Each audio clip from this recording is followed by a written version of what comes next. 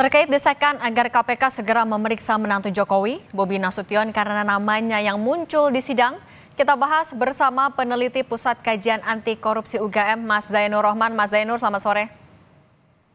Selamat sore Mbak Cindy. Mas Zainur, nama Bobi Nasution kan muncul di persidangan kasus korupsi izin tambang ex-gubernur Malut. Nah, kalau Anda melihatnya urgensi untuk memeriksa atau memanggil Bobi Nasution oleh KPK seberapa besar? Ya, sangat penting ya. Kenapa? Karena keterangan itu disampaikan oleh pihak-pihak yang sedang berperkara di depan persidangan. Oleh karena itu, sesuai dengan prinsip equality before the law, KPK harus menindaklanjuti informasi tersebut dengan melakukan pemeriksaan, melakukan pendalaman investigasi terhadap kebenaran informasi tersebut. Caranya bagaimana? Tentu harus dilakukan pemanggilan terhadap nama yang disebut. Nah, pertanyaannya kan adalah apakah pemanggilan tersebut dilakukan di persidangan yang saat ini berlangsung atau dilakukan di luar itu dengan melakukan penyelidikan kasus baru misalnya.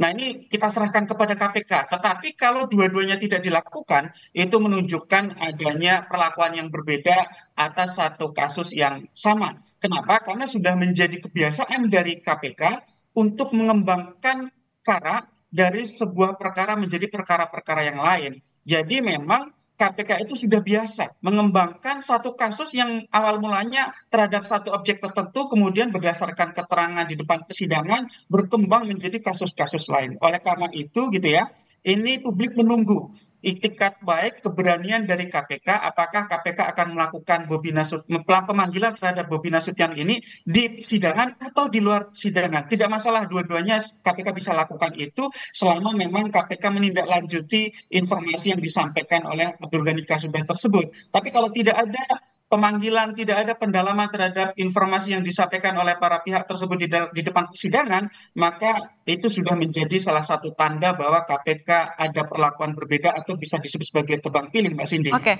Mas Zainur, tapi tadi Anda menyebut soal adanya itikat atau keberanian KPK. Kalau Anda cermati, KPK mungkinkah dalam waktu dekat memanggil ada keberanian itu?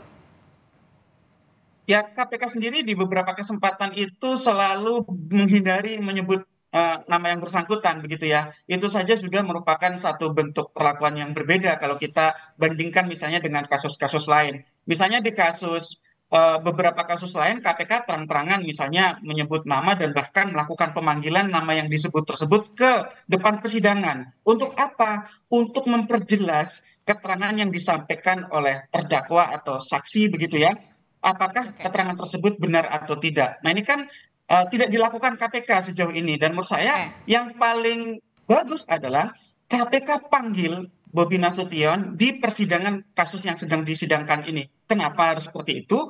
Untuk transparansi sehingga bisa di cross check keterangan masing-masing pihak. Kalau dikatakan ada pertemuan dengan Bobi dengan ex Gubernur Maluku Utara, maka itu bisa dilakukan cross check konfirmasi. Oke, Apakah benar ada tapi, pertemuan tersebut atau tidak? Kalau oke, ada Mas Zainur, pertemuan, Mbak tapi kalau Cindy, tidak ya, kunjung dipanggil oleh KPK, apakah akan ada implikasi hukumnya dalam kasus yang sedang ditangani oleh KPK? ya mungkin untuk dakwaan yang sedang berlangsung sih tidak ada ya. Tetapi terhadap prinsip equality before the law, kesamaan di depan hukum, saya pikir itu menjadi tercederai begitu ya. Artinya kasus tidak akan berkembang, Mbak Cindy. Kasus akan terlokalisir di kasus yang sekarang sedang disidangkan. Padahal SOP KPK dari dulu adalah selalu mengembangkan kasus dari satu kasus ke kasus-kasus yang lain dengan tujuan apa, Mbak Cindy? Dengan tujuan untuk mengungkap secara utuh, lengkap kejahatan yang dilakukan oleh para penyelenggara negara di satu lokus kementerian, lembaga, atau daerah tertentu. Setelah itu kemudian dilakukan scanning terhadap problem korupsi tersebut untuk Oke. dilakukan program-program pencegahan. Kalau tidak lengkap seperti ini, yang sekarang kita lihat, maka ya kemudian apa namanya, identifikasi permasalahannya tidak akan berjalan secara lengkap dan nanti resep-resep Oke. perbaikannya juga tidak akan lengkap, Mbak Cindy. Oke, itikat, keberanian dan transparansi oleh KPK itu yang disoroti juga oleh masyarakat dalam kasus ini. Terima kasih Mas Zainur Rohman, peneliti Pusat Kajian Anti Korupsi UGM sudah berbagi dengan Kompas Petang. Sehat selalu, Mas.